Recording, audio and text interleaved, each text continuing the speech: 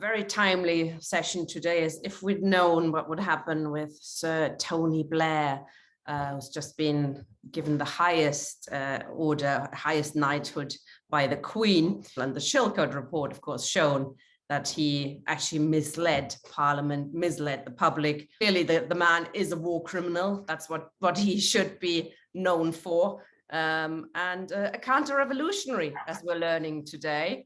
I'm very pleased to welcome Roger Silverman, who is talking about the Blairite counter-revolution in the 80s under, of course, Tony Blair.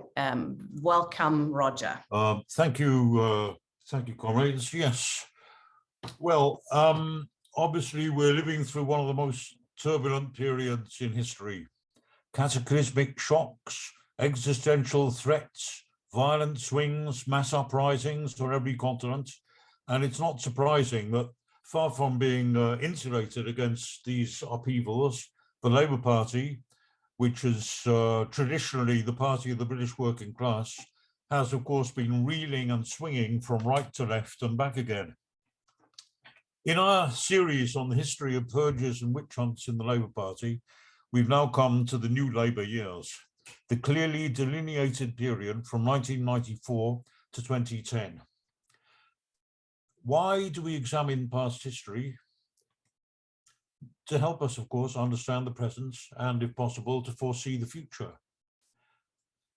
We are facing today not merely just another witch hunt, but the terminal destruction of the Labour Party at the hands of a neo-Blairite throwback, a fellow Knight of the Realm, by the way.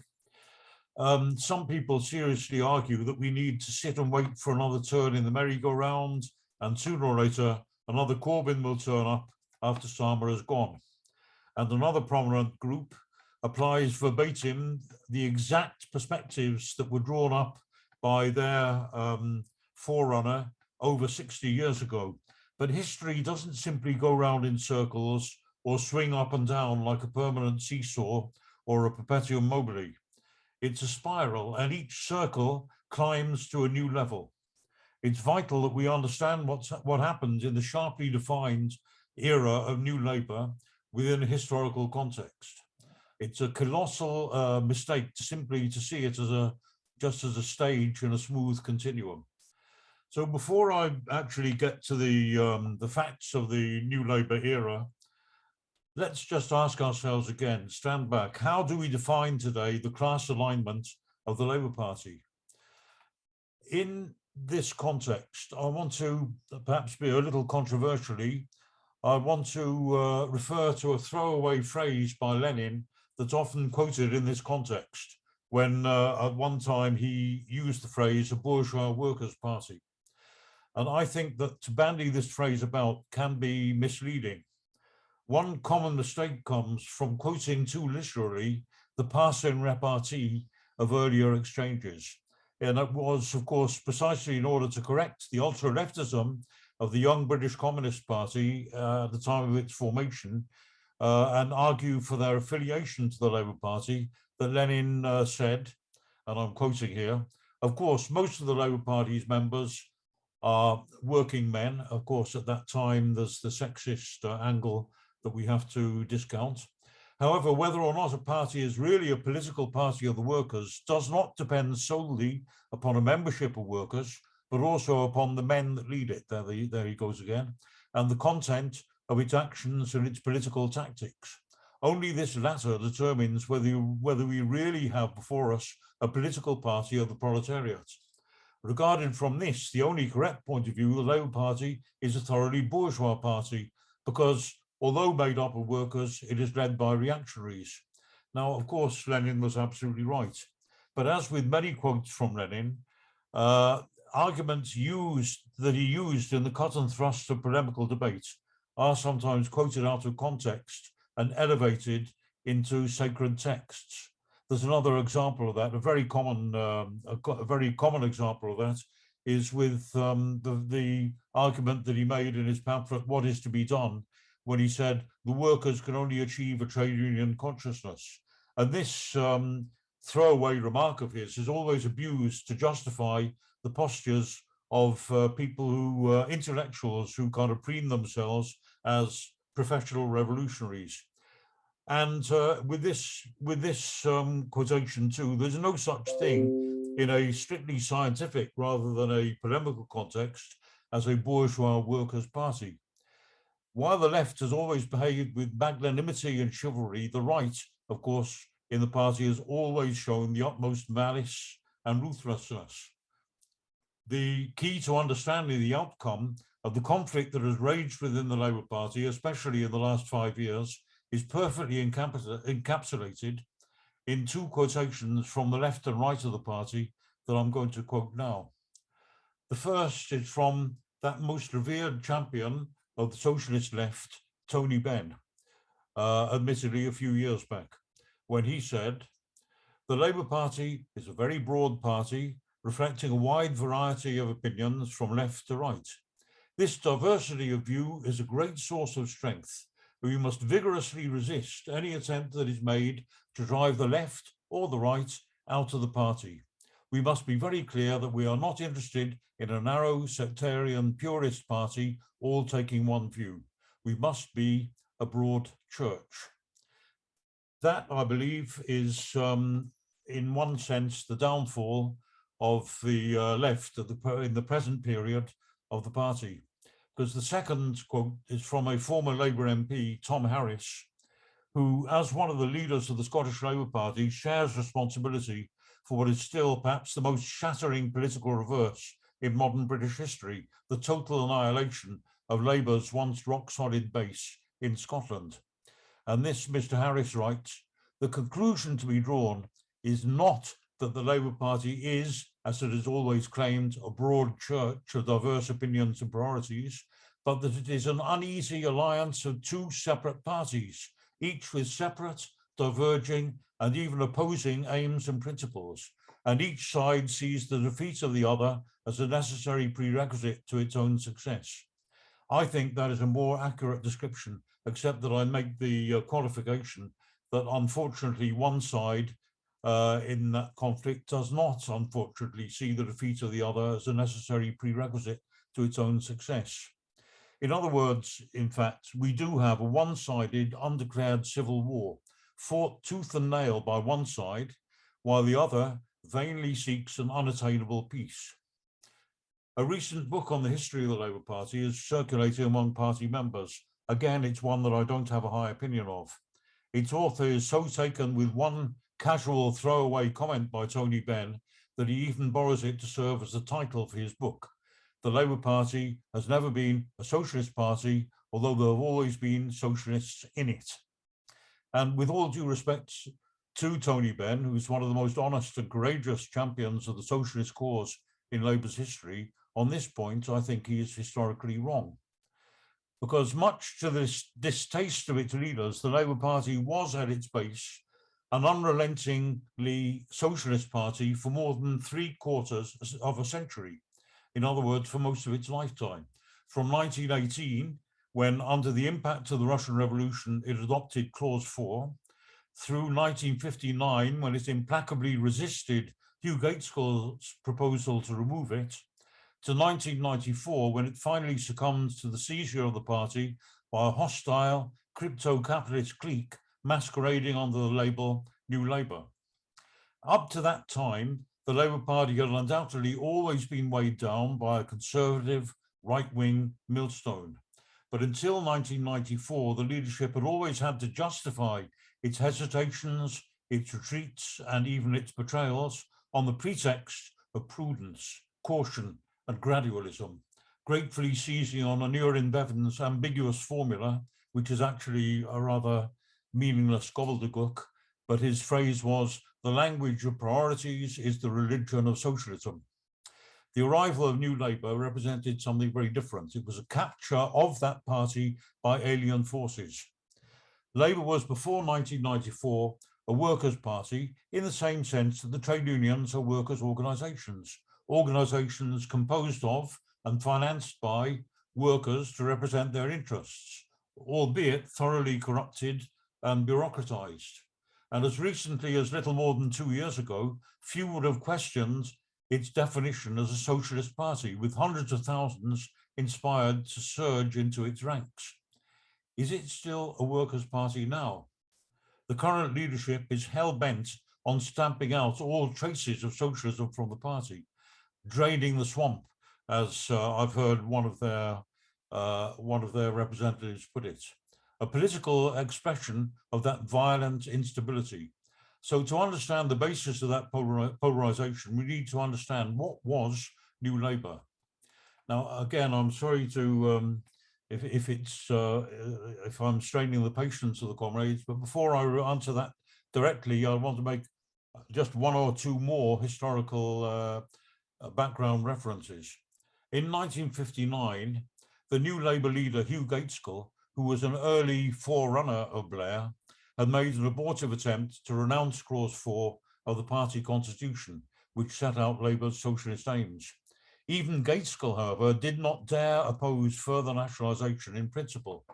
He limited himself to demagogic sneers against the idea, as he put it, of nationalising the whole of light industry, the whole of agriculture, all the shops, every little pub and garage, something that no one had been suggesting in any case.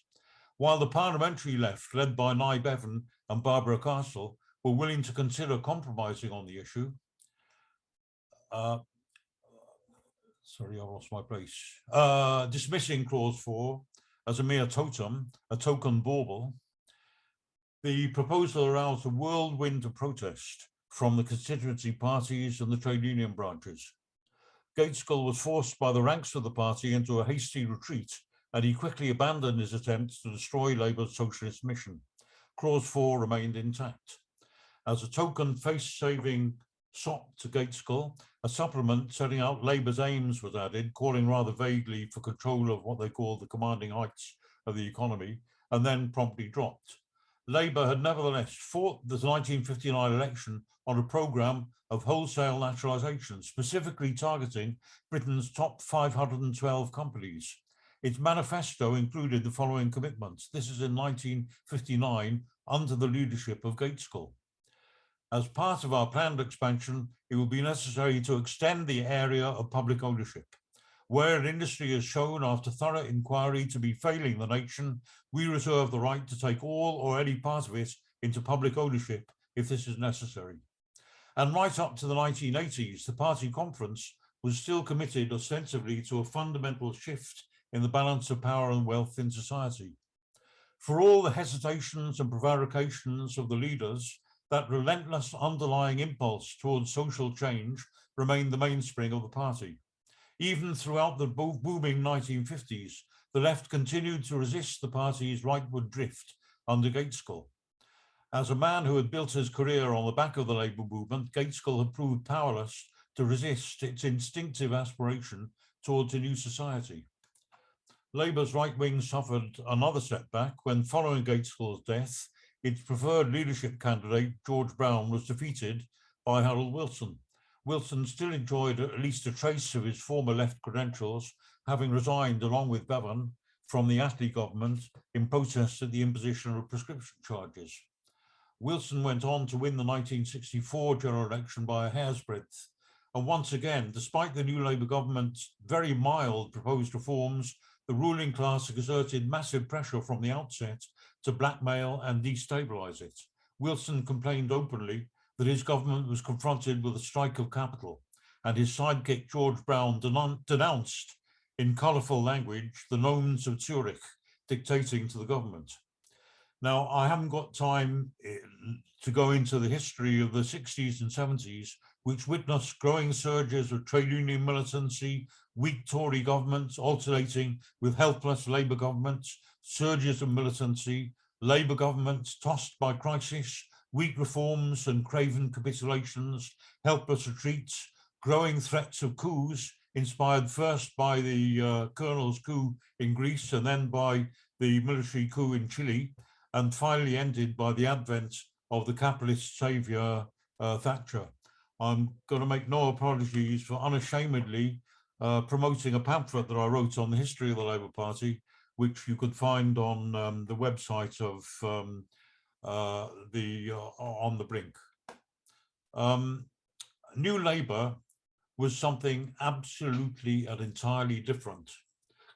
Tony Blair became the Labour Party's new leader in a period of retreat and demoralization.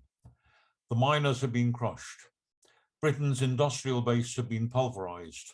Counter-revolution had triumphed in Russia and Eastern Europe with the collapse of the USSR. Labour had suffered 4 successive election defeats. The massive struggles of the 1970s had been defeated.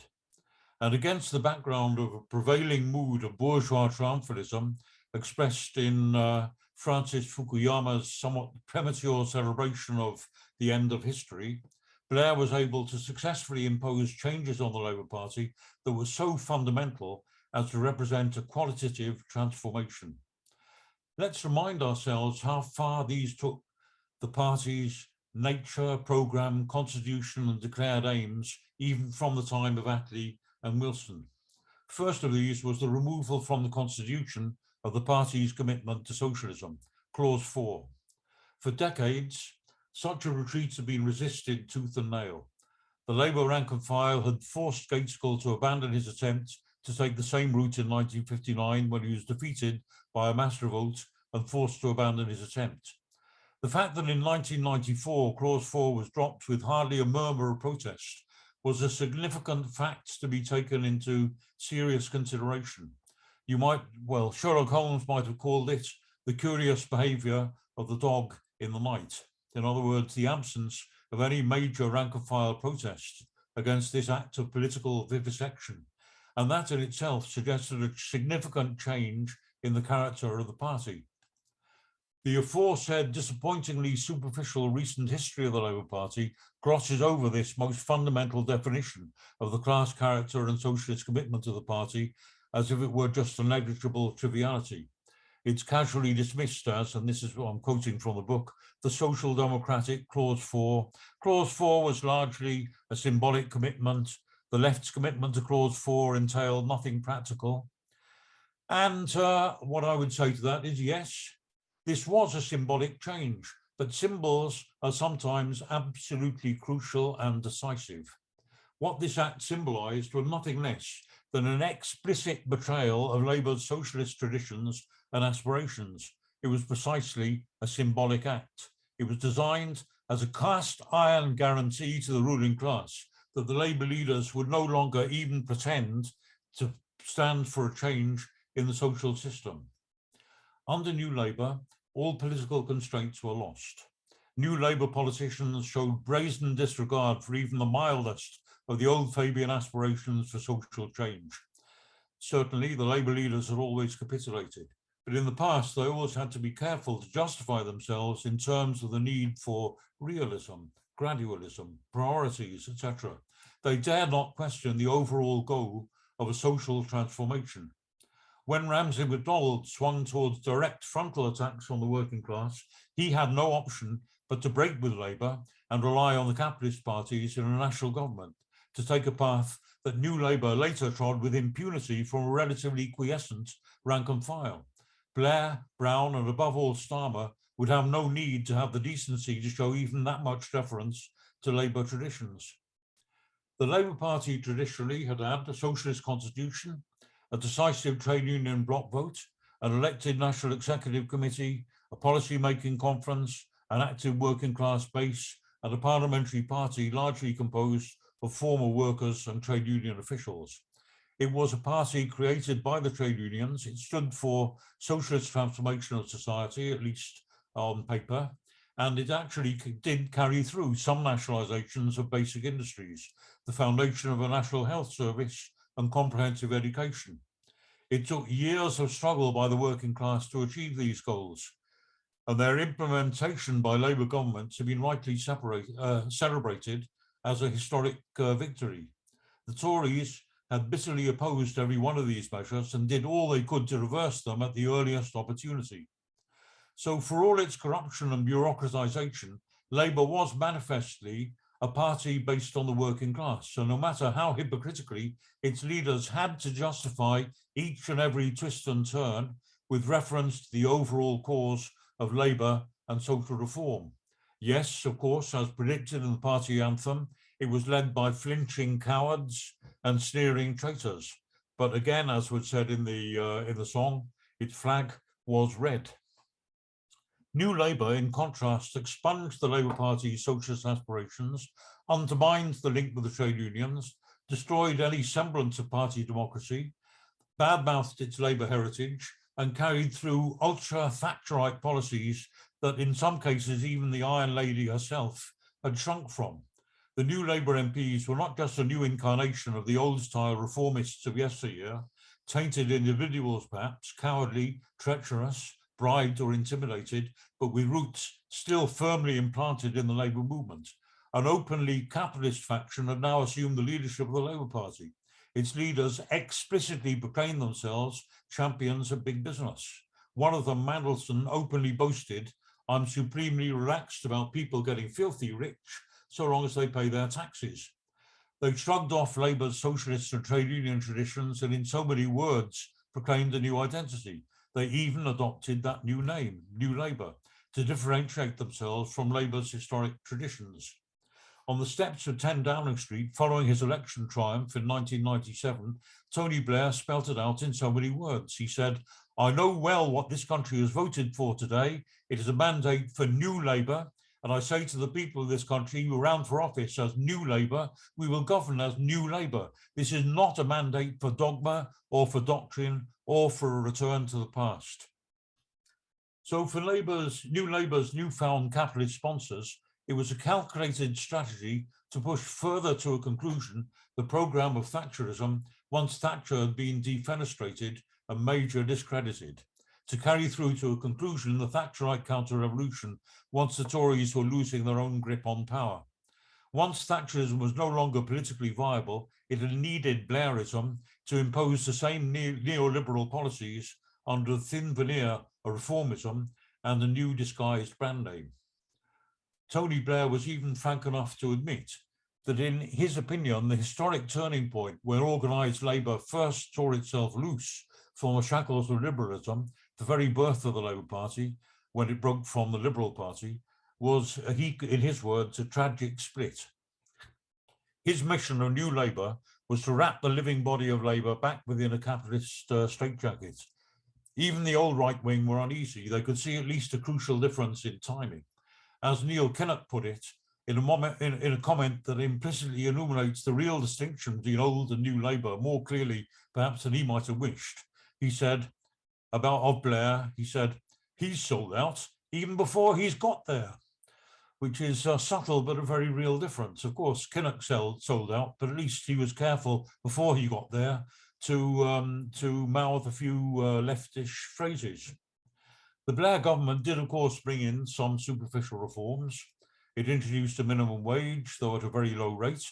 It granted devolution to Scotland and Wales. It concluded a peace deal in Northern Ireland. It carried through a programme of structural investment, albeit under the fraudulent and astronomically costly private finance initiative.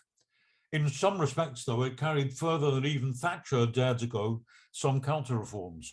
Privatisation of air traffic control and of whole swathes of the National Health Service, a return to de facto selection and even disguised privatisation in state education, the introduction of tuition fees for higher education, an astronomical rise in the prison population, etc.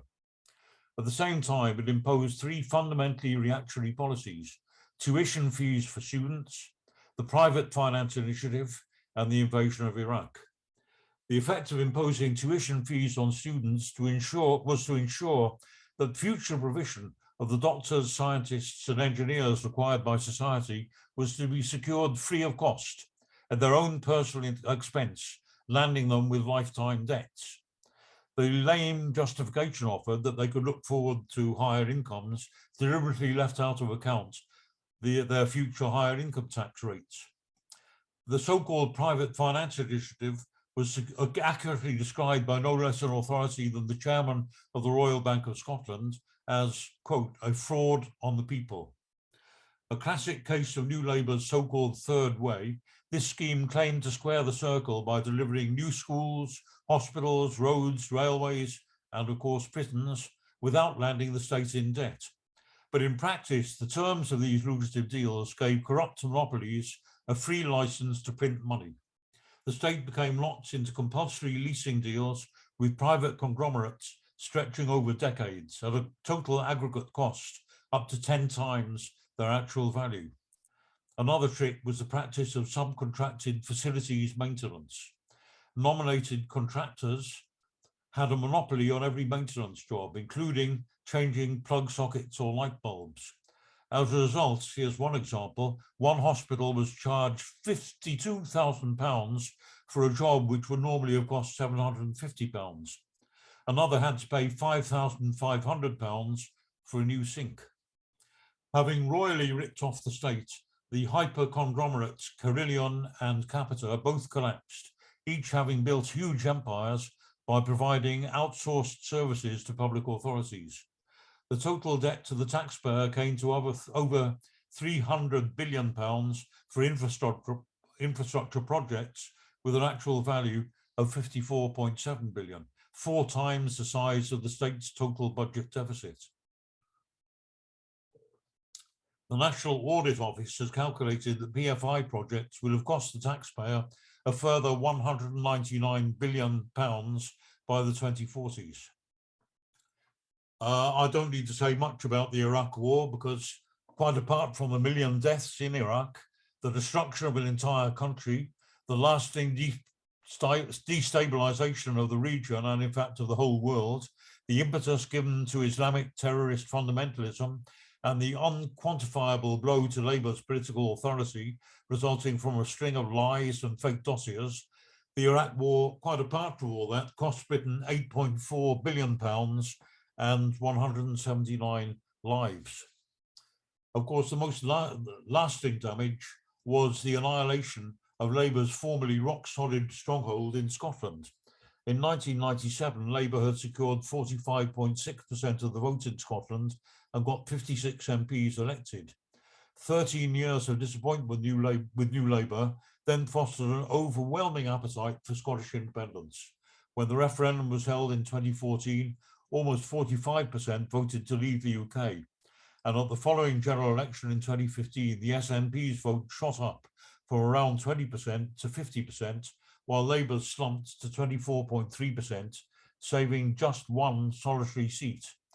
And even Labour's left turn under Corbyn proved powerless to reverse this decline.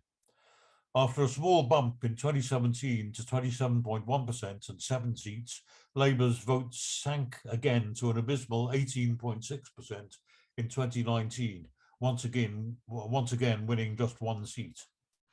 So New Labour had won a landslide in 1997 through a combination of popular disgust with 18 years of Tory rule, the drying up of funding by big business to the Tory party, and the sudden rush of support from the Murdoch press. For a decade, big business had explicitly patronised New Labour as their preferred instrument of government. Rupert Murdoch, who had boasted in 1992, after the election, that it was the Sun what won it for the Tories, openly switched his allegiance to Blair for that very purpose in 1997. Top companies showered donations on New Labour. For the first time in its history, the Tory party was starved of funding. Contrast the treatment of the Attlee, Wilson and Callaghan governments, the media abuse and the shadowy plots, with the deference shown to Blair and the contempt heaped on the Tories under the successive failed leaderships of Haig, Duncan Smith and Howard. What finally finished Blairism off was, of course, the financial crash of 2007 to 8. The ruling class had no further use for the smoke and mirrors third way policies of New Labour. With perfect grace and timing, Blair had withdrawn from the scene and a hapless Gordon Brown was left to cope with the mess. That was when the establishment decided to change track, undermining Brown and rehabilitating the Tories under Cameron. Now that New Labour had outlived its usefulness, the capitalists contemptuously cast them aside and returned to their traditional instrument of rule. So after a brief and inglorious interval under Brown, it was time for a reinvigorated Tory government. The consequence of policies, some of which were verging on the outright criminal, was to squander the wave of hope and goodwill shown in 1997. Tens of thousands of members had left the party during the New Labour years, and in successive general elections under its rule, Labour lost in total nearly 5 million votes, almost 1/3 of its previous support. New Labour was the product of a skillful operation by hostile forces to carry onward the Thatcherite counter-revolution wrapped in new packaging once the Tories had become too discredited to do it themselves under their own banner.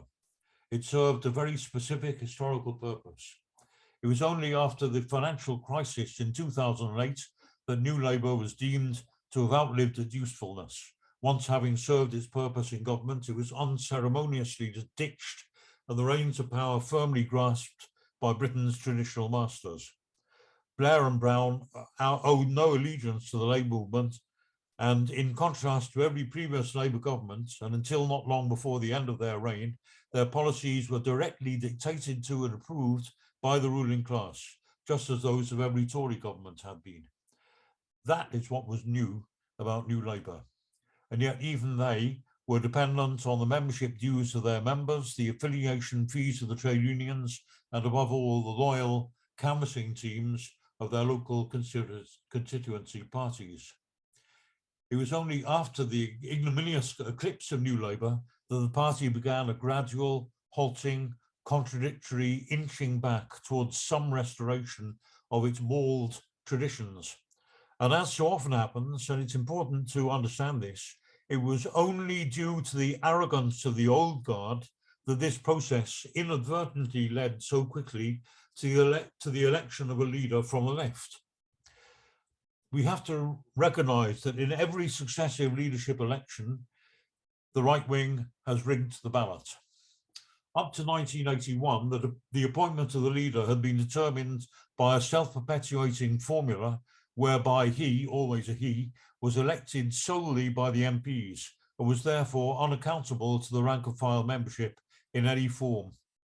In deference to the new mood for accountability after Labour's defeats in 1979 and a step towards some measure of democratic control, this system had been replaced by an unwieldy electoral college consisting of the parliamentary party, the trade unions, and the party members. Under this system, the election was fought in 2010, and when the ineffectual Ed Miliband won that leadership election in 2010, rather than his smoother Blairite brother, the right wing correctly ascribed that result to pressure from the trade union leaders for a more pliable alternative. And that's why in 2015, deluding themselves that they still enjoyed mass support, the right wing committed two major blunders. Blinded by their delusions of mass popularity and insensitive to the subterranean shift in opinion, especially among the youth, they threw open the franchise to any self-declared supporters willing to pay £3, imagining that by bypassing the trade union bloc vote and throwing open the franchise to all and sundry, they could secure victory for their own preferred candidate. After all, wasn't Blair so overwhelmingly popular? Actually, it was a questionable exercise of democracy to allow the party leadership to be determined by selling cheap votes to all and sundry, irrespective of their proven commitment to the party. However, such was popular outrage at New Labour's record and anger at the election by default the previous year of yet another, even more right-wing Tory government, that hundreds of thousands of people registered as supporters, exercised their voting rights as affiliated trade unionists, or actually joined the party outright. And that's how Corbyn won. The right wing had then compounded their mistake by grudgingly lending Jeremy Corbyn enough MPs nominations to cross the threshold and enable him to stand as a candidate.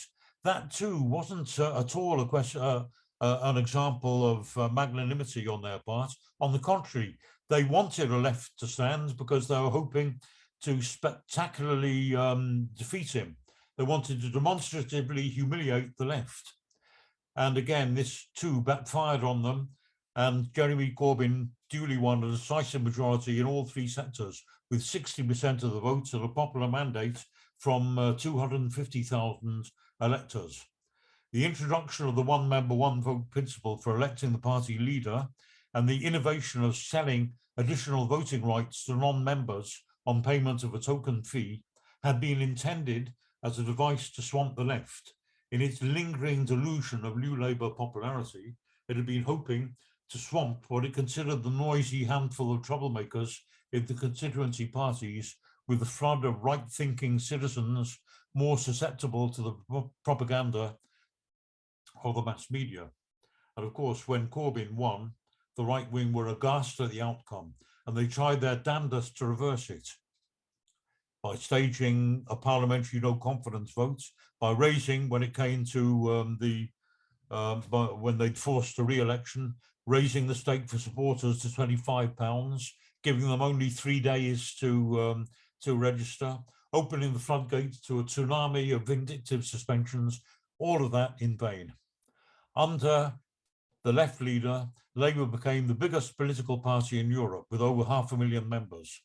It came as a nasty shock to them that after years of Tory Lib Dem austerity, there was now a radical mood for change. And that's the explanation for Corbyn's landslide victory, not just in 2015, but once again with an increased majority in 2016. Corbyn's election marked the beginning of a renewal of the party. Just as in Europe, there were many examples of new and mostly youthful left parties springing up. Syriza in Greece, Podemos in Spain, France Insoumise in France, Die Linke in Germany, etc. So too in Britain, there was an influx of new and mostly younger members who reinforced the ranks of veteran Labour activists and trade unionists to create a replenished and reinvigorated party already numbering 500,000 members. Hundreds of thousands of people who flocked to join the Labour Party felt legitimised by the election and the re-election of Jeremy Corbyn on a mainstream Labour Council programme. Without a thoroughgoing renovation, however, all the efforts to bring a Labour government to power would in any case have been doomed. Because electing a socialist as leader, as of course we all know, is only the first step. It's one symbolic step, but that's all. It needs socialist MPs. It needs a socialist full-time apparatus. If Labour had won the election in 2017 or 2019, at the very first signal from the ruling class, the right wing could always have staged a mass defection and deprived the Corbyn government of its majority. The revelations in the later leaked document of the full-timers exposed beyond doubt the malevolent sabotage of the Blairite officialdom. So, as I say, supposing a Corbyn government had been elected, even in spite of their efforts, how long would it have been before it would have had the rug pulled from under its feet? Would it even have been got entry to Downing Street in the first place? Whether we would have avoided a Johnson government, even if Labour won in 2017, whether we would have avoided a Tory government, a Johnson government, in fact, by 2019, even then is very much open to question. Above all, without mandatory reselection, the elementary democratic right of party members to be represented at elections by a candidate of their choice, without which parliamentary democracy is a mere meaningless charade, all our work on the doorsteps to elect a Labour government would have been futile in any case. So I think I'm going to finish on that point. Just to bring it up to the minute, the only rational description that we can make of the Labour Party today is that it is two quite distinct parties, no longer divided merely by programmatic differences, but as the political expression of two diametrically hostile class interests. For a quarter of a century, these differences have been submerged, but with the growing social and economic crisis, the relentless logic of events is driving the two poles apart into opposite camps. Under the old Labour Party, pre-1994, there was some rationale behind the placid homilies of the left, including its most honest representative, Tony Benn, that Labour is a broad church, that a bird needs two wings to fly. That was before, to mix the metaphors still further, but before the pirates had taken over the ship, before the overtly capitalist marauders had taken over. No church should be broad enough to include Satan. And when a bird tries to fly in two opposite directions, all you can get is a split. Corbyn is reported to have muttered to his friends in 2015, "God forbid I should win the leadership election." His victory was a shock to him and perhaps to all of us, a bursting into the open of the previously contained subterranean pressures. The left were unprepared. They've been catapulted from victory to defeat without any preparation or foresight. The Socialist Campaign Group is doing everything but campaign for socialism.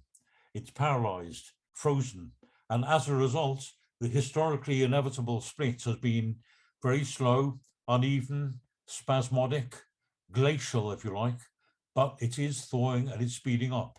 My prediction is that by this time next year, I don't want to quote Del Boy, that we'll be millionaires, but I do say that this time next year, we will see the outlines, at least, of a major mass split in the party. There's a network of socialist Labour groups that is forming as we speak, here and there, and as they link up, we'll end up with the basis of a real, genuine mass Labour Party, and that, above all, that depends on it getting a proper foundation and a proper trade union base.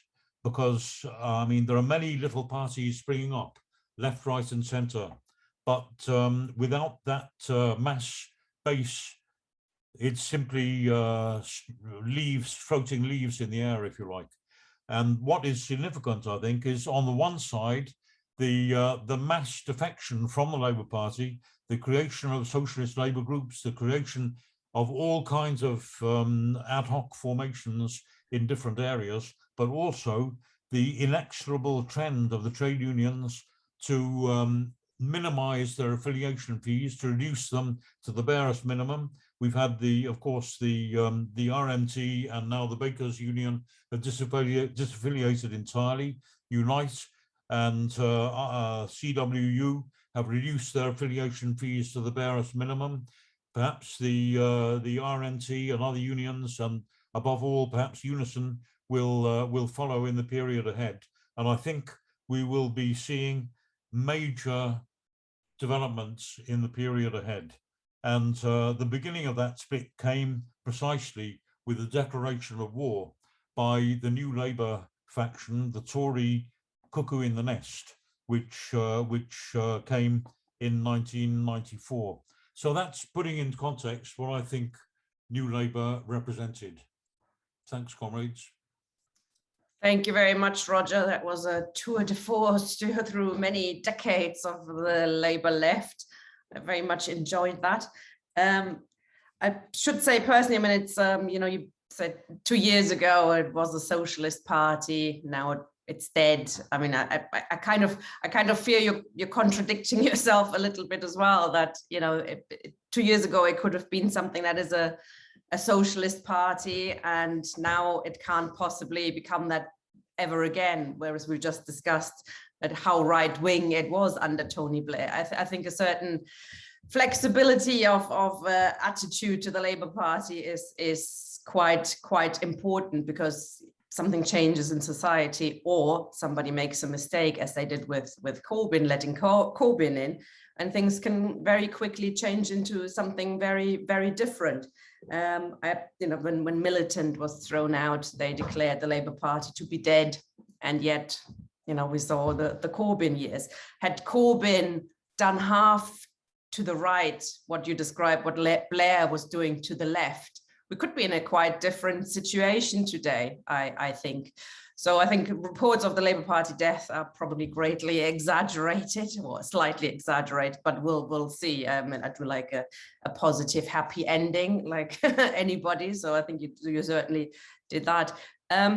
Before I bring comrades in, I should say that we will be discussing the issue of where is the Labour left now and what the way forward is next week, in next week's session, which is like a summing up of our series with Roger, Kevin Bean and Graham Bash. So I would hope that comrades sort of hold their fire a little bit, not what I just done, but try and keep it for next week perhaps as well, and that we try to concentrate a little bit on the Blair issue. But we're not here to censor anybody. If you want to speak about the future of the Labour Party, feel free.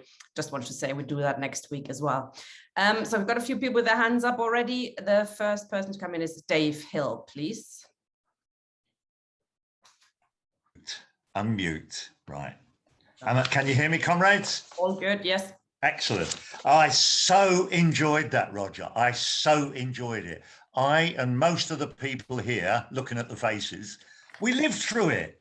We lived through it and we fought through it. And I was actually parliamentary candidate in Labour group leader during that period of the swing from left to right.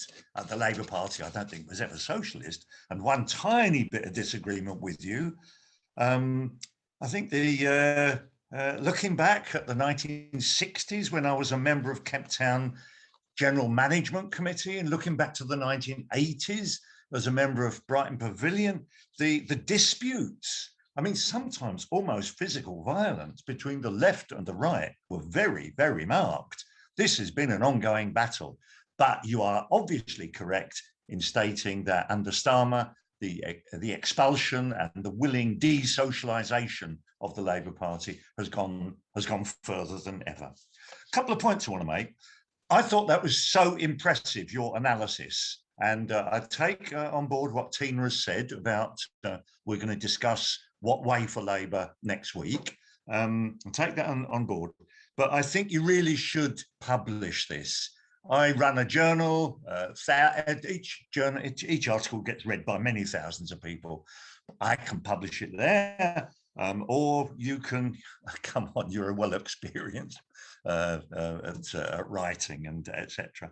Or you could publish it as a pamphlet, an LLA pamphlet, or it could come as a book. The series of presentations in this series. But I think it's important to get this analysis out.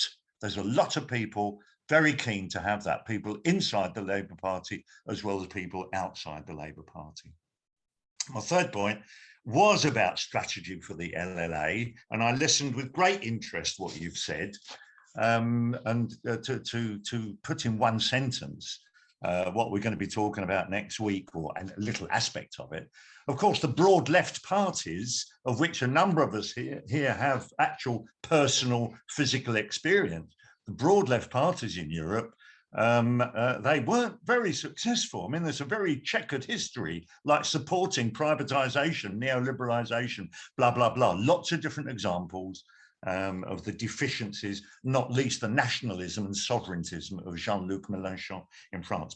But enough of that, move on. I think one thing that obviously Roger didn't look at, because it wasn't in his brief, was the broader context of the 2020s and what people in my particular organization, I've never been particularly an organization man, but they call creeping fascism. And I think that it does relate. I think that Starmer is very happy to see the suppression of various civil liberties. Where has been the outspoken critique of the police and crime bill, blah, blah, blah. And so the creeping fascism that we're seeing, and we've mentioned this many times in the last 10 sessions, and Erdogan, Modi, Bolsonaro, etc., etc. And let's not forget Boris Johnson, if he can get away with it. Boris Johnson and Priti Patel. We are seeing creeping fascism, because with the current crisis of capitalism, then the upsurge of social protest of working class movements, some of which are to the left, is very worrying to the capitalist class. So we're entering a new period, perhaps a period like the 1930s. But I think that's all I want to say, except to say that I so enjoyed, and I thought your analysis was really very good. Thank you so much. Thank you, Dave. Roger, indicate to me whenever you want to come back in. Okay. I've got a few. Do you want to come back in now? No. Okay. Marion, please. Yeah, I think what we mustn't forget is, how was it that Blair was able to get away with what he got away with? Because that's an important lesson that we need to learn if we're going to get things different in the future. And my main contention is it was the misleadership of the trade union leaders that enabled him. I was in a fight within my union. We went to Women's TUC. I was on the Women's TUC delegation that year. And we got up and made many, many speeches in defence of Clause 4 at TUC. A week or two later in Derby, I was on the Labour Party Women's delegation. Jeannie Drake, who's in the House of Lords now, came down, and we were instructed we couldn't speak, we had to abstain. Well, we couldn't speak, but every time somebody got up and made a clause 4 speech, we showed what our feeling was. The thing I've often thought about is maybe what we should have done is after that, we should have had the caucus of the left that was on that delegation, and we should have decided to not ignore her and face the consequences. Because we'd not had a debate in our union conference that changed our position on clause 4. You know, that was done by the executive, but that's an illustration of what the trade union leadership does. And when John MacDonald was nominated to be on the panel before, inside my union, I couldn't get any support for John MacDonald being the left candidate. Different situation come when Corbyn was the person. So what I'm saying is we have to have this battle within our trade unions. And if we negate that and let the bureaucracy get away with it, then we're never really going to go forward. And, you know, I think that's so important. And okay, we lost the battle, but there was a battle. I was a part of the campaign. I went and spoke in Coventry and other places defending clause 4. We weren't successful, as I say, partly because of the trade union misleaders. If they'd have wanted to, they would have lifted their little finger. He wouldn't have got away. Blair wouldn't have got away with it. But they were prepared to be bought off at such a low price as well. So we have to make sure that we do fight, but we don't let the division between the industrial and the political get away with it again. Because if you don't take the battle up, and if we in unison, they had held their misleaders to account, then they wouldn't have got away with half of what they got away with in the Labour Party in undermining Jeremy Corbyn. So you've got to look at these things in the round. So as far as I'm concerned, we have to ask the questions of where did it go wrong in trying to stop the doing away of clause 4? Because unless we learn some of those lessons as well, we're not going to be able to go forward. Thank you, Marion. Absolutely. I think the democratization of the trade unions is very much part of our struggle. Matthew Jones, please. Hi, comrades. I think I'm out of focus, so I'll try again. Okay, that's better. Yeah, no, I think there's a whole chunk of things in there. Yeah, thanks to Roger.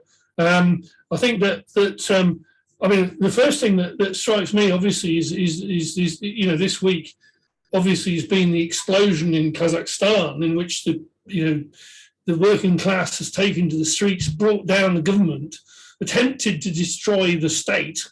You know, okay, under conditions in which clearly they don't have a political organisation. But again, you know, the spectre is here. You know, the working class continues to fight under, you know, in explosive ways, as we've seen, you know, particularly over the last 10 years, and you know, the Arab Spring and so on. And this is important, you know, obviously very important, you know, and relates really to what was done, you know, by Blair. I mean, you know, if you go back to the 80s, of course, obviously the thing is that Blair, of course, is the inheritor of Thatcher, and the whole business was about, you know, destroying the organised working class and the organisations and the capacity of the organised working class, which was done. And the thing is that as it in many ways more profound than the comrades have said, because you know, the thing is that the union bureaucracy has actually been central to doing that job for the ruling class. It actually operates as like this fifth column. You know, if you look at the actual militancy of the British working class, has overwhelmingly actually been against the organisation of the unions, as well as management and as well as the state. If you look at all the strikes and so on in the 60s and 70s in particular, they were all unofficial. And it was always the union officials and so on who were brought in to try and, you know, control the workers. You know, the one great exception, of course, was particularly obviously the NUM. But I mean, there was then the whole question of you know, political issues in terms of reformism, which I'll come to in a bit. I think that the other thing is that, of course, that you know, the militancy and so on, the organisation of the working class also in part gave the right wing a base. When I was in the Labour Party, I wasn't in the Labour Party in the whole period of this. Much of this, the 90s up till the election of Corbyn, because obviously in Scotland the Labour Party was always pretty small and full of right-wing shitebags. Not much changed. But the thing is that what you're looking at is a situation where the right wing had a social base. They could mobilise a whole layer of workers in the 80s, and come Blair, the effect of Blair, of course, was to destroy that. And by the time you get to obviously the 2000s, it no longer exists. And this is the problem that Starmer has. He doesn't have a social base. The right-wing Labour Party does not have a social base at all. If you look at then obviously going into Blair, the Blair years, I mean, not only it is profoundly, apart from anything else, profoundly corrupt. You look at the sort of methods, as Roger's been pointing out in terms of PFI, but in terms of the Labour Party, it comes down to, Michael Levy, Lord Cashpoint, as he was known, because he was obviously elevated to the Lords, where all corrupt people go, who was Blair's bagman, who went around collecting all the ill-gotten money from Blair's mates in business. And that tale's not really been excavated at all. Nobody's followed the money. All kinds of vile things went on, and you can see. I mean, obviously, it's a facet of the methods of the ruling class. I mean, the capitalism is corrupt by its very nature. I think the other thing, of course, is that I think you're also looking, as I say, in terms of the limitations of reformism, and we can draw this out in terms of, if you look at the examples. The two key examples, really, Arthur Scargill. I mean, the point about Arthur Scargill was, of course, he was not prepared to go beyond the basis of the union bureaucracy. He was prepared to take on, to take on, with the militants and the miners behind him. He was prepared to take on the state to a degree. He wasn't prepared to break with it. And he was not prepared to break with the union bureaucracy. He was never prepared to challenge them. He was never prepared to go to the TUC and say, I demand that you strike in support of my union, and to force that point, which was the key to winning the thing. And the same is true of Corbyn. I mean, this is the thing, you see. I mean, it's a political limitation. This is the problem you've got, and why I disagree with numbers of people who've said, this is a personal question with Corbyn, whatever else. I mean, Corbyn's personality is one thing, but the key question here is politics. It's the fact that Corbyn is a reformist. He does not have the capability to break with the right wing, which is why, I mean, the thing is, if you look at over history, throughout the whole history of the Labour Party, with the one exception of the Corbyn years, the left wing in the Labour Party has always been subordinate to the right, always. And it's actually, of course, when the crisis gets down to this point, as the thing actually decays, the left, has this opportunity, which of course is almost accidental. Corbyn didn't intend to become leader. Corbyn was actually told that it was his turn. Everybody else on the left in the socialist campaign, more or less, had stood for leader and lost, and it was his turn, and so he stood, and he won by accident. But at the same time, they were clearly not politically or organisationally prepared to break with the right wing. That's the key. They were incapable of it politically. Because behind the right wing, behind the right wing stands the ruling class, and these guys will not challenge the ruling class. And that's the other thing, of course, about, just to wind up, the other thing, of course, about what Corbynism did is it in many ways, forced the ruling class out into the open, because it always loves to work, doesn't want to show itself, but because of the degree of the political and social crisis we're facing as a ruling class, being forced out into the open, and you can see the sort of machinations, which is very useful and very interesting in many ways, and also quite horrible. Okay, thank you, Conrad. Thank you, Matthew. Ken, next, please. Thank you, and thank you, Roger. Can you hear me? Yes, we can hear you. Okay. The question I'd like to pick up, and I'm saying this as a Scot, is what was behind Blair's decision to give devolution to Scotland, because on the face of it, it was a verging on electoral suicide for Labour, since they had always relied on a large number of Scottish MPs. Was he vain enough to imagine that his appeal was such in England that he could now get a parliamentary majority purely on the basis of English votes? It does still strike me as a curious decision, because he had the option to, for example, set up a working group to examine the question of Scottish devolution, which could have rumbled on for years without any actual conclusion. It just seemed either an act of vanity, stupidity, or an extraordinary gamble to give Scotland devolution. But I'd just be interested in any views you had on that subject. Thank you. Roger, do you want to come in, or shall I take a few No, more? I'll wait. Okay. I'll wait till the end. Okay, doke. Neil, please.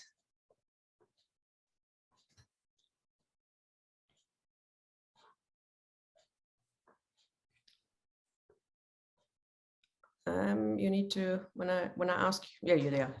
Have you got me? Can you hear me now? Yes, now you are. Yep. Hello. That's We can fine. hear you. Yeah, sorry for not attending many meetings, but I think I told you last time, quite many months ago, that was out of despair. I'd like to thank Roger for his speech there. That was absolutely great. For me, everybody said the same thing that I've been thinking now for years, and we all have probably been thinking for years. Just very briefly, before I say what I was going to say, in reply to the last gentleman, I wouldn't be surprised at all if Blair actually initiated the Scottish devolution on purpose, so he could actually break the Labour Party then, because that's what his job was there for, to get the capitalists back into power, because the capitalists under him were in power, but not known to be in power to a lot of people. It's possible. I wouldn't put anything past him. What my concern is, everything everybody said I agree with, but I was saying 6-7 years ago that we've got nasty capitalists in power, and there are much worse people waiting in the wings, i.e. Priti Patel, ugly Patel, I think, because he's ugly inside. These vile people are nothing worse than despicable miscreants. Now, the fighting within the Labour Party has gone on almost since time began. How on earth can we manage to win anything when the establishment is always going to be against us? And this is what I've been warning, because the mainstream media is our great enemy. We know what they did to Jeremy Corbyn and to John McDonnell and to others. They're utterly despicably disgusting. How can we work through a Labour Party? Do we not need a separate party, or will a separate party be fatal to us? Yeah, big questions.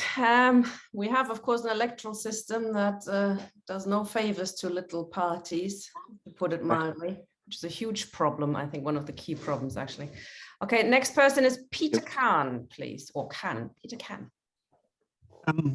Thank you. Just to follow up what a couple of speakers have said about the role of the trade unions. On the issue of the minimum wage, that was basically a capitulation by the TUC to Blair in return for keeping the anti-union laws intact. It's one of the most treacherous sellouts in the history of the TUC. Blair and the Blairites boast about the minimum wage, but at what cost? And of course, one of the key people involved in that was the lovely John Prescott, who was instrumental in influencing the TUC to accept that deal. I'm just illustrating that to show that our fight is not just with the right-wing Labour Party, but it is with the trade union bureaucracy who sat on the mass membership of the Labour Party since its very inception in 1918. Thank you. Thanks, comrade. I'm bringing in comrades who don't usually come to our sessions first, even though they might have put their hand up later. So Pat, please. Thank you. Hello, comrades. Sorry I haven't been participating of late. Unfortunately, the sometimes these conferences clash with other things I've been involved in, and I was involved in a discussion just now about a new conference we're trying to organise to look at what went wrong in Eastern Europe, and you know, in 1989. So I'm very sorry to have missed Roger's introduction, which I'm sure was excellent as usual. Roger's always a very good, always gives a very good analysis. The question was asked about how we can learn from the Corbyn experience, and one of the strange things that I've noticed on the left is that we have a blind spot in terms of our own history, and that we very rarely ever study what we did, and for the good and the bad. And I think it's absolutely essential that we make a serious effort to look at what happened during the Corbyn project, but not just negative, but positive as well. But obviously there's a lot of negative things.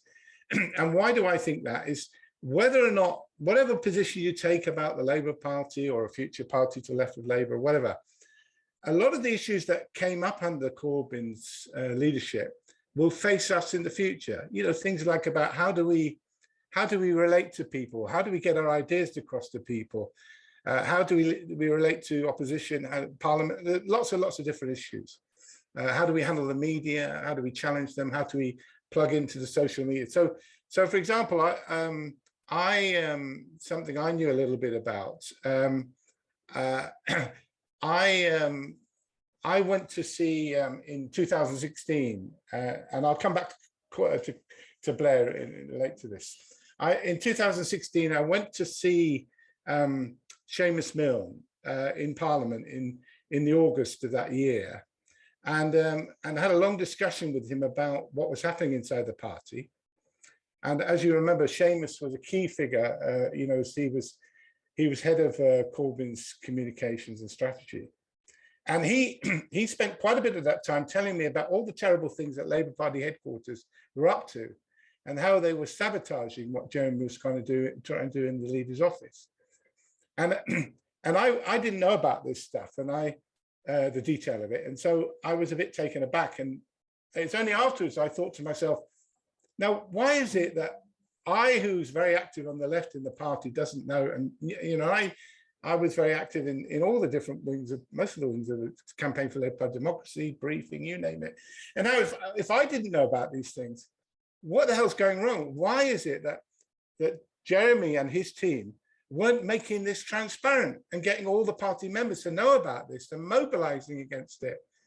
But instead, what they actually did was they were trying to make the best of a bad job, and they were in a bit of a bunker mentality. And when you compare to what Starmer did when he came to power, he just called in, what was her name, the general secretary of the party at that time, the female comrade, who by this time we had actually got a relatively left-wing general secretary. He just called her and he said, I want your resignation by the end of the week. and you compare that to the way the right wing handled the party bureaucracy and the way that we handle the party bureaucracy in the past. And it's a huge difference. Now, going back to Tony Blair, I was, one of the key struggles quite early on was the one about clause 4, you know, where Blair, and I'm sure, you know, Rogers must have mentioned this. When Blair announced that he was going to get rid of clause 4, this was in contrast to what he'd said in the actual campaign for election of leader, when he'd been questioned about that, and he said, I don't think that that's a key issue, and I don't think the party members or ordinary people are interested in that subject. But of course, as soon as he got into power, what does he do? The first party conference, he launches this as a major campaign. And what was interesting was that how he won that campaign was very interesting. I was part of the I was on the National Committee of the Defend Clause 4 campaign, and we got massive support in the party membership for our campaign. And we in fact we had over 50 debates with the right wing and people who supported getting rid of clause 4. And at the end of each of these debates, we had a vote. because, you know, we were attracting left and right people to those debates. And in every single case, except for one single event, one single debate, we won the votes. So wherever the party members had the chance to hear our arguments, we were winning that over. But what happened was that that was the, you know, it's hard to imagine that now in this world of, you know, online conferences.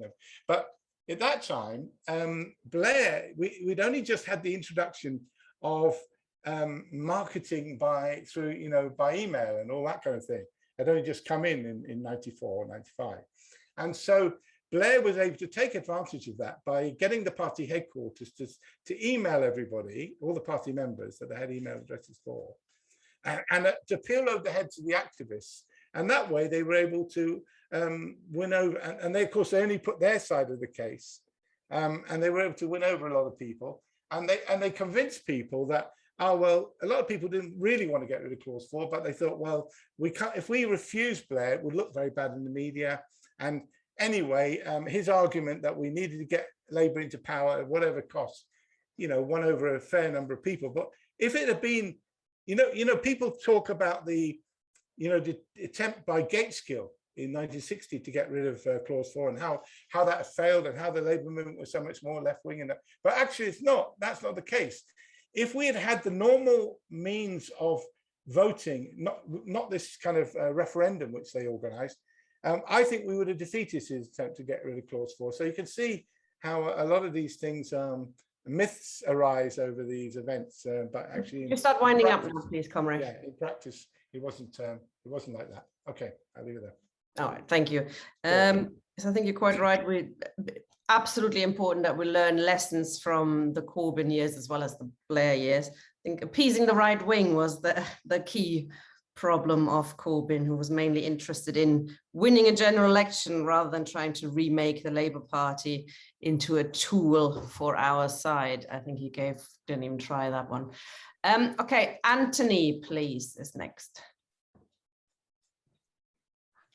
I think I want to talk about the Marxist method because there's real possibilities internationally and in this country as things begin to develop, as things happen.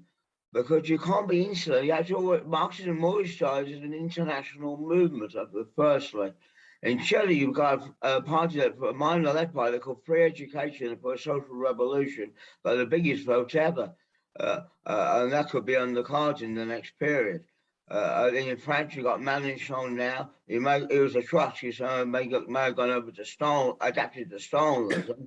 But today wants to pull out and they try and link up with Russia. That was on the Russian news. So I think that what's happened, it's possible political revolution in Kazakhstan over the question of the fuel rises. We don't have capitalist forces will hijack it.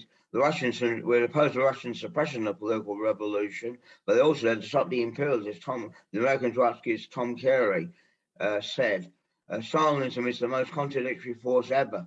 It's in the Mars Internet archive of school. You gave a whole narrative of Stalin on the basic method of Trotsky. But that's only. I also think we shouldn't be formalistic on the Labour Party because there was a mass radicalisation. It wasn't never it would go to the right over. I mean, the Times. I read some documents against the ultra lefts. I was reading in the Times in the archive about 2000, yeah.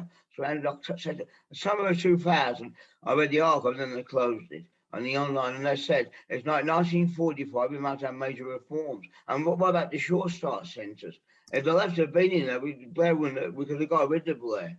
But we're in a totally different period. I don't think I agree with Russia. The middle class are being pauperised. That's one base. And I think, I also want to think about, we could have the biggest anti-racist demonstration in the country. And we got 300,000 people signing a petition defending the refugees. The PCS is prepared to go on strike in defence of the refugees. And I think, you've seen what's happening in Bristol. They're going to have to give reforms. There's going to be no stability. You got that. Then there's the anti-war. I've just got an email yesterday. The anti-war movement's organising a mass demonstration in Windsor in June against Blair's knighthood. 100 million. The crisis of Andrew. The monarchy could fall. But if we get this big anti-racist demonstration, Palestine deep, and that blows up again. And she's very popular among the middle class students and the working class youth. She's very good on austerity. So I tell you, I've seen a photograph recording a couple of years ago when Islamabad's uses were to be a leader. The big danger, I think, stands to the Reina. It's interesting she's coming on the on the what's the word on the it's off early again.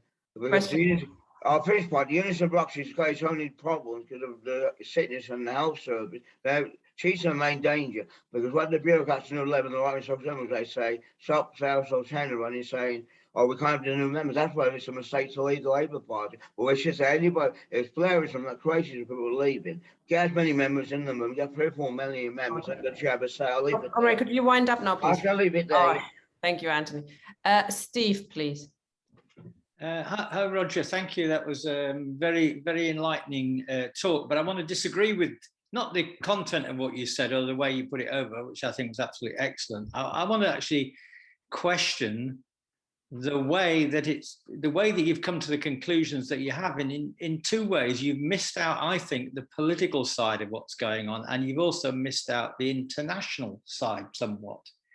When we talk about the formation of the Labour Party, you're missing out very importantly the role of the state. Now, the Labour Party was not founded, you're right to say, between 1918 and 1994, Clause 4 was in place, Roger, and absolutely right. And that gives a socialist character to the Labour Party, so I completely accept that. But Labour wasn't founded in 1 year, it was founded during a historic period around about the First World War, beginning, I would say, between 1916 and 23, beginning with the Easter Uprising in 1916. Then you've got the Russian Revolution in 1917. These are both Republican events. They attempts to overthrow the ruling elites in the British ruling elite. And then you've got the German Republic in 1918 and Hungary as well at the same time. And this terrified the British ruling class. They were scared themselves. The king and the monarchy were scared that they might have a republic in this country. That's what they were fearful of. So you have to look outside Britain to see the situation of crisis during the First World War and the collapse of monarchies right the way across Europe. So Labour was really created, I would argue, between 1918 and 1923 in response to those events, to the rise and fall of the Russian Revolution. In the period of rise was Clause 4, and in the period of the fall of the Russian Revolution, the decline of it, in 1923, at the Labour Party conference, they voted overwhelmingly to support the monarchy. And I think you have to take both of these things together in order to understand that what you've got here is not just a socialist party, but a loyalist socialist party, or a monarchist socialist party, if you want to call it like that. And that was a Fabian idea, essentially. And their idea of a socialist commonwealth was you'd have a king in it, obviously. And what that meant is they were loyal to the Tory state. I mean, the Tory state is a capitalist state. We all understand that. But what are the key features of the Tory state? What makes it Tory? 1, the monarchy. 2, the union. 3, the Church of England. Those are the 3 fundamental pillars of Toryism. You won't find them anywhere else in the world. They are peculiar to our own British historical development. And so when you get to 1945, what you get is not socialism in 1945, but we call it a social monarchy. You've got the Queen, you've got the NHS, you've got the BBC, you've got a mixed economy. A huge step forward, but again, it's an attempt by the ruling class to incorporate the working class. And so when you go through the post-war period that we were all born under this social monarchy and this Elizabethan welfare state, if you would like to call it that, and we lived under it, it goes into crisis in the mid-70s. And then, of course, Thatcher begins the attack on it in 1979. So what Thatcher is doing, she is dismantling the social monarchy. Not that she's not loyal to the Queen, by the way. She's not getting rid of the constitutional monarchy. You're not getting rid of the Tory state. No, just getting rid of all the mixed economy, council housing, the attacking the NHS, and all the things, Roger, that you fully outlined. And so you have that period. And this, by the way, then brings you to what people asked about Scotland, because it does actually fit into the story. The poll tax was one of the things that carried on the Thatcher attack. The poll tax led to an anti-poll tax and a democratic movement in Scotland. And that gave strength because Scotland was picked out first, by the way, to be the practice ground for the Tories poll tax. And people in Scotland thought, why do we keep voting Labour and we keep getting these absolutely vile Tory governments? And so when Blair came up, he had to concede devolution to Scotland, not because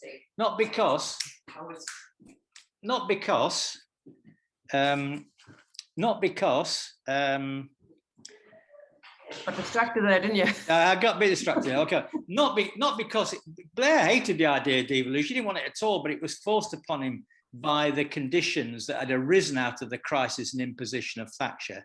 So when Blair came in and carries on the Thatcher programme, stage 2, Roger, as you outlined, he also bowls up to support the monarchy over the Princess Diana crisis, the first big thing that he does. And then, of course, he does the Good Friday Agreement and he does the Scottish and Welsh Assemblies. These reforms to our Constitution and the Human Rights Act are because there's a crisis of democracy brought on by Thatcherism. And it's that crisis of democracy that isn't really solved by Blair, by the way, etc. And this then takes us right the way through the whole continuation of the neoliberal politics, a liberal monarchy we've got now, not really a social one in a certain sense, until we reach 2008 and the banking crisis.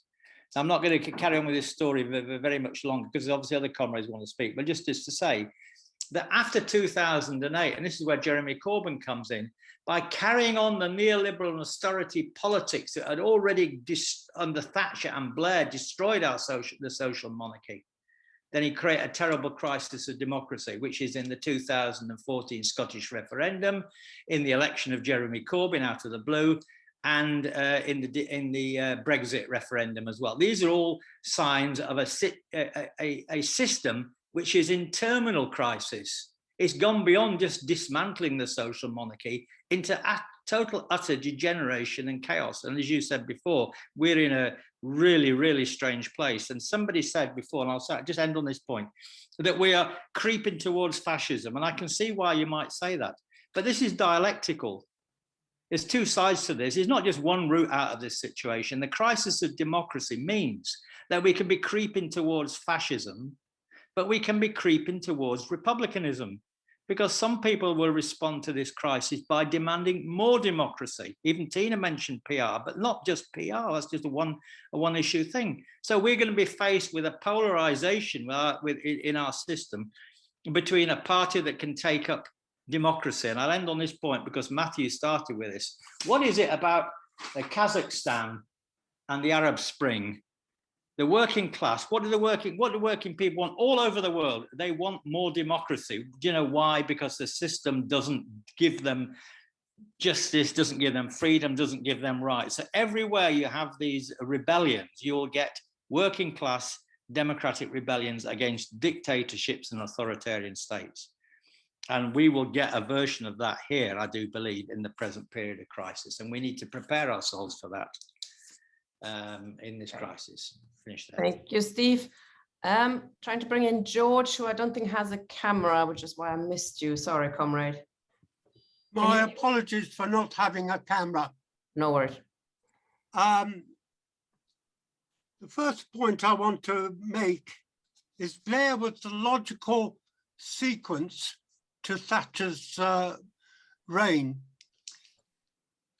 in as much that he was the continuity alongside many other social democrat leaders of Europe at that time of the so-called third way.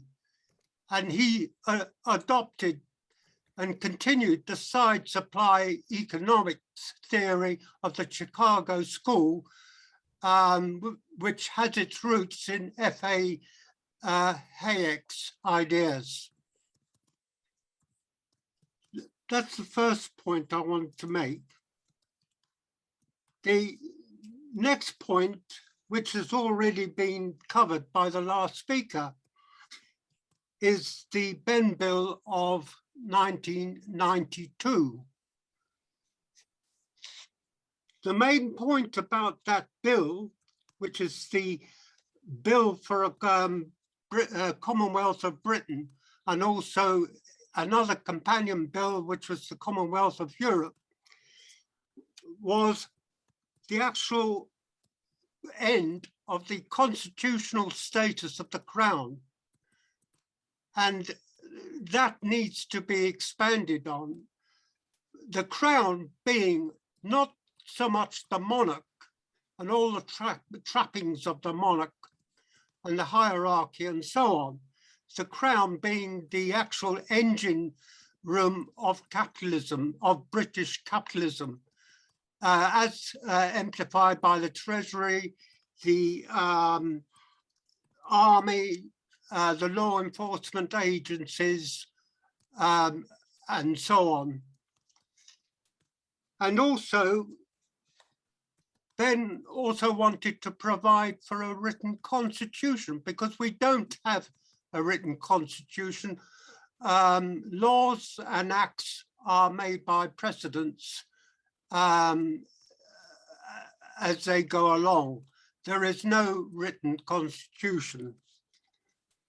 And I'm glad also that the last speaker raised about the period of the post-First War period in Europe, where a number of republics sprung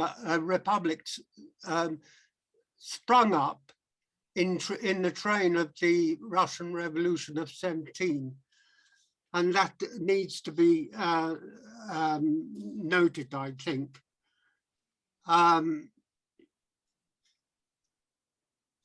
Corbyn's failures was due to the fact that he ignored the base of the Labour Party and the basic structures of the Labour Party, that is the branches and the CLPs.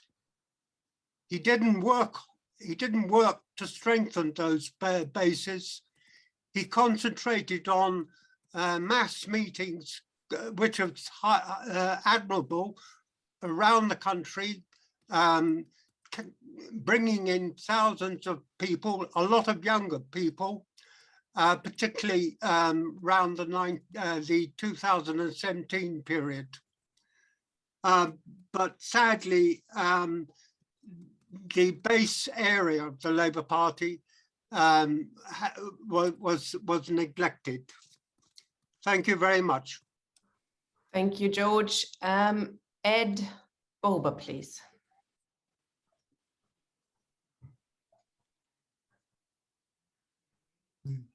Oh, sorry, I've muted you again, just that as you were unmuting yourself. Hold on. There you go. Let's try again. Am I unmuted? Yes, yes, thank you. Right, thank you, Tina. I've listened to this discussion carefully, and there are a couple of points I'd like to just respond to. Neil earlier said, how can we win anything when the establishment is always against us?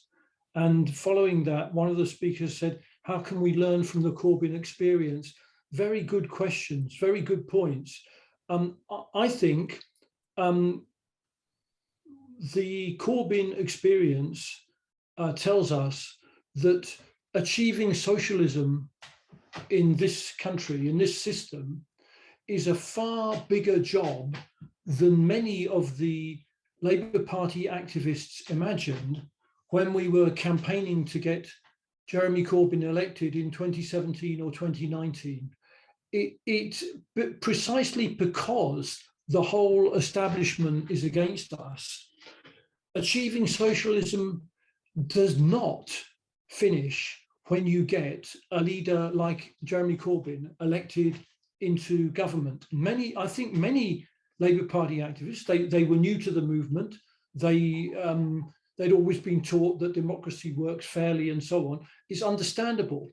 But actually, if Jeremy Corbyn had been elected in either 2017 or 2019, there would have been a colossal, I mean, we thought that the pressure on Jeremy Corbyn was bad, was unjust, was biased, was, full of establishment conspiracy, all the stuff about anti-Semitism and so on. We knew that the establishment were dealing dirty with Corbyn, but the way they dealt dirty with Corbyn leading up to those elections was nothing to the tricks that they would have had up their sleeves had he been elected. And the gist of the matter, I mean, a number of comrades have spoken about the period around the First World War, you know, the movement in Ireland, the Easter Rising and so on, the Russian Revolution. The gist of the matter is that if we want to do anything simple like more democracy or consolidate democracy, if we want to do that in the name of socialism, we have to be prepared to take on and smash the whole establishment. It'll take much more than a majority in Parliament. In fact, Parliament is probably not the vehicle through which the needs of working class people for a socialist society can be properly, fully and thoroughly represented. It's got to be a movement on the streets, in the workplaces, of the trade unions, in communities, that goes way beyond Parliament, that invents forms of democracy like were established in the Russian Revolution. I'm talking about, you know, local committees based on workplaces, based on working class community. And by the way, it wasn't just in the Russian Revolution.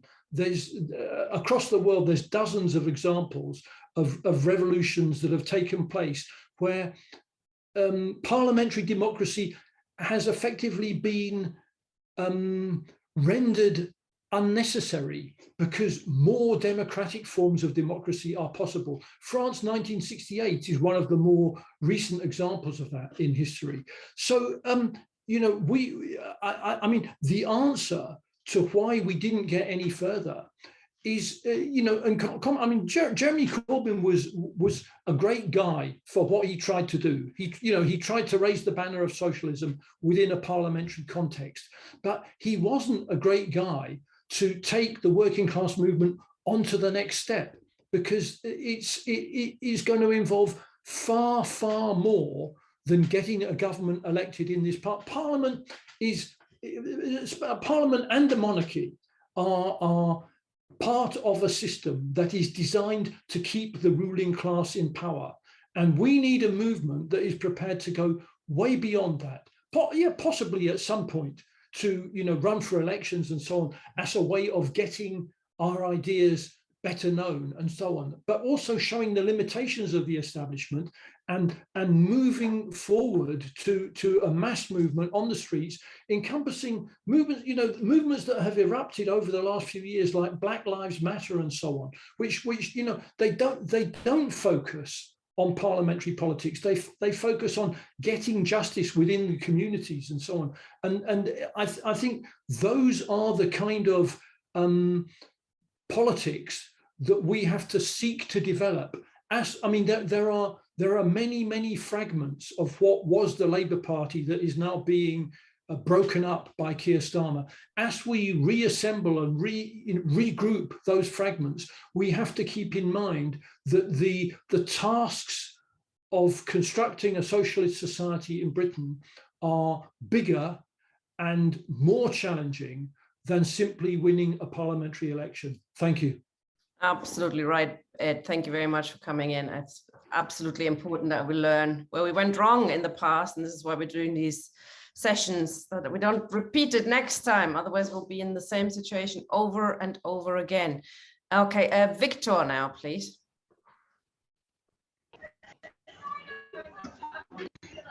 Good evening, comrades.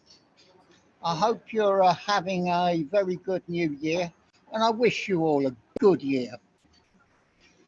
Isn't the experience of the Blairite era an illustration of what happens if you adopt Neville Chamberlainist attitudes and start appeasing, compromising and supporting with Blairite war criminals? Isn't there a lesson from history here? And doesn't the lesson mean that we can no longer look the Germans in the eye and criticise them for the way they voted in 1933, knowing that 3 times we elected a Blairite war criminal Islamophobic government in this country? How did it happen that people who protested against UKIP, suggesting they were some kind of war criminal authoritarian threat, were campaigning for a war criminal authoritarian threat and helped him win elections after election in this country. We need to ask ourselves this question. And also, we need to prove to the public, if we're to have any credibility, that we have finally learnt the answer and we're going to stand up to Blairism, whatever it takes, whatever it involves, be it on the beaches or on the hills, until we have freed ourselves of this authoritarian, Islamophobic stain. Thank you.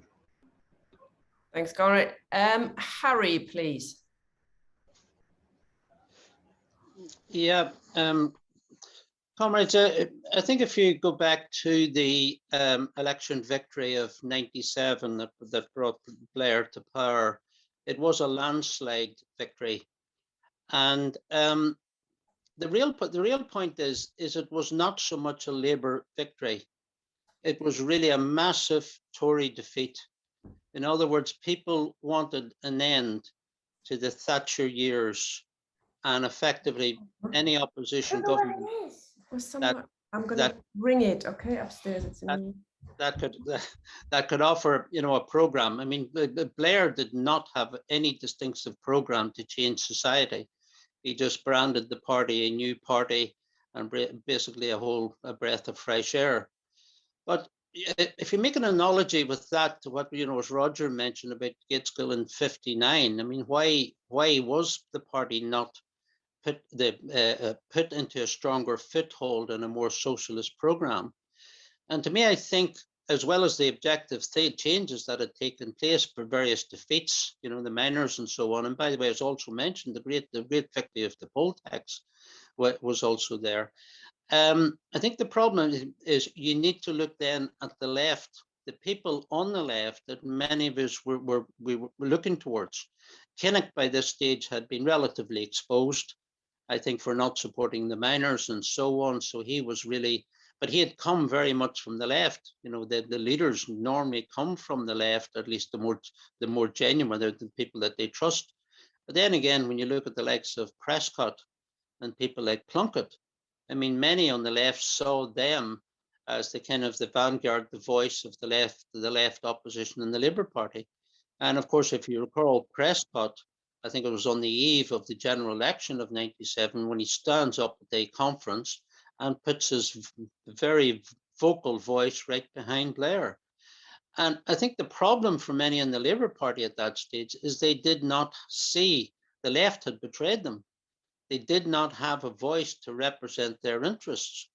And although there was a voice, of course, in people like Tony Benn and Eric Heffer, who were largely marginalized, that it was unrepresented.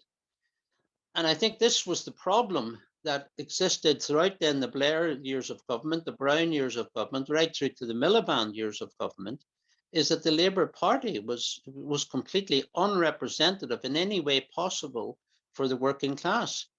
And of course, as we know what happened after Corbyn, it was an entirely different picture. When you look today, I mean, who represents the ordinary working class inside the political representatives in the Labour Party, the MPs? I mean, they're soft left. To me, they're just capitalists with actually no real link or no real connection in any way with the working class. And this, what I think was what the militant had in those days, because the militant always had a consistent voice for working class people. I mean, you look at the Terry Fields and the Pat Walls of those days, they had a very strict rule that you were to do everything possible not to be sucked into the parliamentary system. They stood on a worker's wage, and they also had the backing of a political party that consistently discussed perspectives and made sure that they were sharp in putting those perspectives. So I think there's the lessons that we have to learn from this is that, Ed has mentioned about the parliamentary road. I mean, we really need to do it. It's not the way forward in any sense at all. It's not to say we don't get representatives in Parliament, because we can make a voice. if we get representatives in Parliament, but we need to have representatives that are very, very strict and controlled by ordinary left groups. And that's the position where we are today, is that we're ostracized now from the Labour Party. We don't have a real voice inside the Labour Party at the moment. And this is what, if we're going to, if we're going to build inside the Labour Party, that's our task. We need to get a new political voice against the horrendous bureaucracy that's there. But secondly, if we do get real left MPs or candidates there, they need to be brought under strict control of ordinary workers' wage, perspectives of the party, and accountable to the left so that they're not sucked into the system. So I think there's a lot to be learned from the Blair years that we need, and how we're going to build the future at this stage. Thank you, Harry. Okay, Matthew wants another bite of the cherry. Yeah, thanks, comrades. Now, just briefly, because various people said in the chat in terms of Scotland, I was going to say something about Scotland. I think it's, because it's so central in terms of the Labour Party and what's happening and what has happened, over the years. I think there's a number of factors. Obviously, the collapse of the Labour Party. One, I think, really, you've got to look at obviously the disillusion of the working class with the parliamentary system as a whole. I mean, when the vote was won in the 20s, actually the turnout here in Glasgow was 80% plus. To get down to now, when turnout is below 50%, more than half people in a thoroughly proletarian town like Glasgow do not vote because they don't see it makes any difference. That's indicative. I really agree with a lot of stuff that Ed Bober raised, in terms of the need for the organs of workers' power, which is totally different to to bourgeois institutions. But obviously we do need to use bourgeois democracy when we can. I think also the other thing, the other questions were really, the Labour Party in Scotland has never been very large in terms of its membership and has dwindled away. And particularly, I think after the 80s, when they flung out the left wing, they made a real effort to throw out the left, particularly obviously the militants at the end of the 80s, and they've wound up with this small and aging rump. The Labour Party now in Scotland is down to some pathetic number because it just doesn't have a base and it's not. But the problem being, of course, is there's been there's not really been any alternative except the sort of abortion of the SSP. I think the other thing, the other factor you've got to take into account in Scotland, of course, is the amount of destruction of the organised working class. The whole basis of industry, which was the guts of the organised working class, much of it has been destroyed. And that's had a huge effect in terms of the working class itself and the left. And I think that the important, you can see the effect of this, and also, of course, the destruction, the end of Stalinism in the early 90s, and you can watch the political degeneration of the left, particularly the far left, actually, in Scotland. From that point, and you can see, in terms of the fact, that there is a turn to nationalism, which is actually goes completely against Marx. Marx's basic thing is that the working class is there to liberate humanity. That's the project. The proletariat has to liberate the whole of humanity, cast off its chains, and build a new society. Now, to go to say, well, you're going to create a new capitalist state is to abandon that completely. It's to do something else. And actually, that has had an importance beyond the far left itself, and the fact that much of the far left, and in fact, virtually all of the bits of the militant have gone over to nationalism. The last people to do so was Socialist Appeal. Actually, they had a reasonable position up until the referendum, and then shortly after the referendum, they did the 180 degree and decided they were supporting social nationalism. All of the SWP collapsed around about 2000 or just thereafter, and decided that they were suddenly Scottish nationalists, and they've gone off into that as well. And if you look at the impact of that, the fact that out of the referendum, something like the Radical Independence Convention. What Sorry, that did, Matthew, can you wind up, please? okay, what that did actually was just to act as a recruiting sergeant for the SNP. It actually built a base for the SNP. It was a far left built a base for the SNP. But I mean, I think this is something we should go into in more detail. Yeah, thank you. Cheers. Sorry, Matthew. Yes, it's we're already going to be running late. Well, we're already 20 minutes late because we're supposed to finish this at 7:30. So I'm going to bring no other speakers in now. Roger will now sum up. Thank you. Okay. Thanks, comrades. Look, I want to attempt to try to reply to all the points. I think it's been a very good, as usual, a very good, wide-ranging, free discussion in the best traditions of the LNA series. But I'm going to take up just one or 2 points. First of all, I quite agree with the comrades who say there is no way that we would have a Corbyn government in any case. What would have happened if, first of all, if Corbyn had won a majority of parliamentary seats in 2017 or 2019, or rather if Labour had, we already know that there were several Labour MPs who had said in so many words that they would not support a Corbyn government. One of them, I remember, was Wes, is that his name, Streeting, is that the one? Who is now Shadow Health Secretary, I think, who said, I'm not going to support this guy, I'm not going to support Corbyn. In other words, without tackling the question of the mandatory reselection and the democratic appointment of candidates who represent the interests and the wishes and the ideas of the members of the parliament, members of the constituency parties that were going to be going out canvassing and supporting them. Without that, there was no chance. What you had was, after all, remember that under Blair, the whole composition of the parliamentary party was, the social composition was completely changed.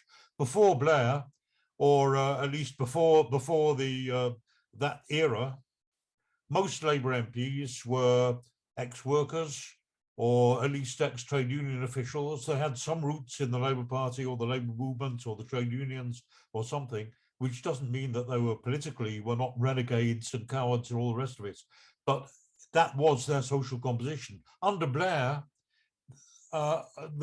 practically the entire parliamentary party were what do you call them, SPADs, special advisors, maybe lecturers, maybe management consultants. I mean, all kinds of, they had no roots in the working class.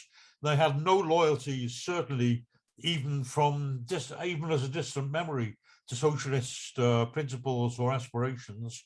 And there's no way that they would have supported. They might, even if Corbyn had been able to form a government, we know that from the very beginning, he would have been, the pistols would have been aimed at him. That at the very first crisis or the very first false step that he made, in other words, correct step that he made, that they would pull the rug under his feet and he would lose his majority in Parliament. We know that that would happen. But even supposing, let's say, that Corbyn did form a government and stayed in the government, then what? We know the ruling class would not tolerate a Corbyn government. Do you remember from the very beginning when Corbyn was appointed, there was a top general who said that he would be in favour of he more or less threatened a mutiny. He said we would not support a Corbyn government. We know what happened in Chile. We know that the army chiefs would not have supported Corbyn. The High Court bench and the Supreme Court wouldn't have supported him when it came to the crunch. The press would have been using all kinds of fake news stories in order to undermine him. We know also that there would have been all kinds of provocations staged, terrorist events, real terrorist events, staged black flag terrorist events, all kinds of things in order to destabilize the government, and of course outright coups. In 1968, the Wilson government was threatened with a coup staged by Cecil King, who was the Rupert Murdoch of his day, and Lord Mountbatten, the cousin of the Queen. In the 1970s, again, there was another threat of a more serious threat of army action, of a coup. There was military manoeuvres at Heathrow Airport that were taken ostensibly in preparation or manoeuvres in order to prepare for a possible IRA event, but it was an open secret. And Wilson absolutely said so in so many words later. He knew that there was attempts made to warn him or to threaten him by those military maneuvers and military actions. So all of those things would happen, and that's why, let's remember, there were army paratroopers, if you remember, who were caught on target practice using a photo of Corbyn as their target. So, I mean, it was clear. We know what would have happened. We know that there's all kinds of tools in the hands of the ruling class. The elections to Parliament are only the very, very minor part of the state. And in that sense, the issues that Steve keeps raising are right, that we can't just confine ourselves to very nice programs on the economy and on education and on health and all the rest of it, unless we tackle the question of the state machine. But I also have to say that, you know, it's not just a question of a republic. As a matter of fact, I think the call for a republic is surprisingly tame and dated. It's a slogan of the 17th century. That's when when the monarchy was actually brought down, and then there was a counter-revolution, and then in 1688 a compromise was made which restored some powers to the aristocracy and to the monarchy. And of course we're against that. Obviously we're not going to tolerate a system where we have a socialist government, where you have the King and the House of Lords and the Queen and the gongs and Knights of the Garter and honours and all the rest of that. Of course we'd sweep all that away, but not for the sake of a republic. What's a republic? It's a very elastic term. Most of the countries of the world are republics. The USA is a republic. France is a republic. Germany is a republic, etc., etc., etc. It's not enough to say a republic. What we want is socialist democracy. That's what we must stand for.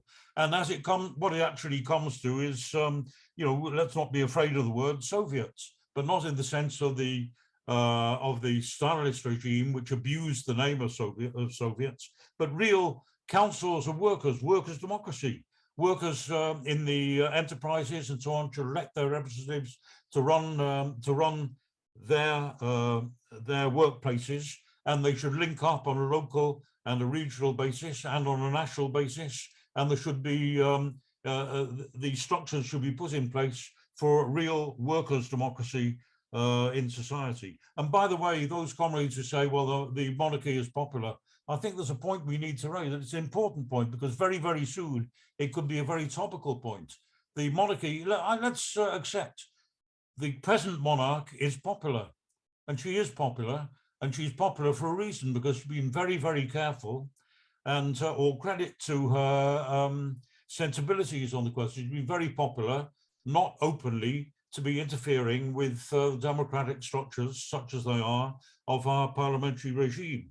But let's say there is an absolute revulsion about the rest of the monarchy. I'm afraid that our dear Queen is not going to be lasting for very much longer.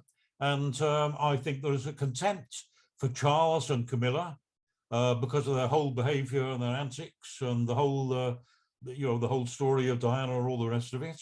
There is a contempt for Prince Andrew for reasons which obviously I don't need to go into at the moment. There is the very fact that Harry and what's her name, Meghan, have in effect abdicated. That shows that their faith in the future of the monarchy it's one side again of the fact that the monarchy is dying on its feet at the present time. I don't think that the monarchy is going to be much of an obstacle or much of an enemy in the period ahead. It will collapse. It must be replaced, but not simply by a republic, which is a very elastic and a very bland formulation, but by measures of absolutely clear measures workers' democracy in order to put the power really in the hands of the people. So I'll just finish on that note. I'd also say that let's go back. Our task now is to use the crisis that has come. Blairism is dead. Blair is Blairism or New Labour finished in 2010. They don't even, even the right wing, even Starmer himself doesn't dare to use the that term anymore. But what the issue is that we have to create a new mass workers' party, but we can't, and that's what we have to emphasise. Those people who say stay in the Labour Party and fight, I'm afraid that's futile. It's a nice phrase, but it's not possible. Starmer is destroying the Labour Party, destroying the democratic structures of the Labour Party. There is no room for that. On the other hand, those people who say we must form a new party, well, you cannot just conjure up a new party out of thin air. The key is to create a mass party, is to mobilize those hundreds of thousands of people who already were prepared to come out actively in support of the program of Corbyn, and also to move the unions to make sure that we could create a union-based mass party and to create a real Labour Party. I think that the Starmer Party, the Starmer-Evans Party, would simply rot when that happens. I don't think it's got any social base or any mass basis whatsoever. So I think I'm very optimistic about the future. I think we really are in a position now to build a mass socialist movement and a mass socialist party out of that. And this discussion and all the whole series of discussions has been a very good preparation for the work that we're undertaking now. So thank you, comrades. Thank you very much, Roger. Great summing up.